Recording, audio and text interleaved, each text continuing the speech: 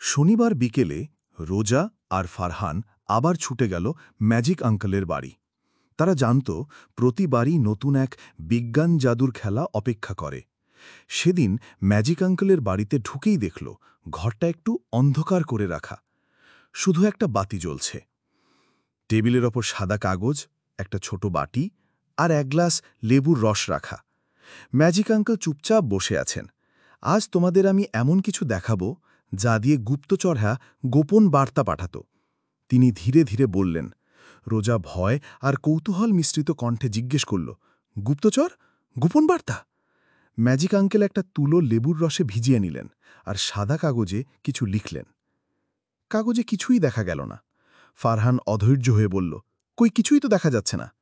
Magic uncle রহস্যময় ভঙ্গিতে বললেন, তাহলে তোমরা কি ভাবছ আমি কিছুই লিখিনি? তিনি কাগজটা তুলে বাতির কাছে ধরলেন। বাতির আলোয় কাগজের ভেতর ধীরে ধীরে বাদামি দাগ ফুটে উঠতে লাগল। অক্ষরগুলো গড়ে উঠতে থাকল একে একে। রোজা আর ফারহান নিঃশ্বাস বন্ধ করে তাকিয়ে রইল। শেষে কাগজে স্পষ্ট হয়ে উঠল, beware of the hidden ink, অদৃশ্য কালি থেকে সাবধান। রোজা চমকে উঠে বলল, এটা কিভাবে সম্ভব? ফারহান ভয়ে ভয়ে রোজার হাতটা চেপে ধরল। এটা কি সত্যি গুপ্তচরদের লেখা? ম্যাজিক অ্যাঙ্কেল হেসে বললেন, না না, এটা হলো বিজ্ঞানের জাদু। রোজা তার ছোট ভাই ফারহানের দিকে তাকিয়ে বলল, দেখলি, ভয় পাওয়ার কিচ্ছু নেই, এটা তো একটা মজার খেলা।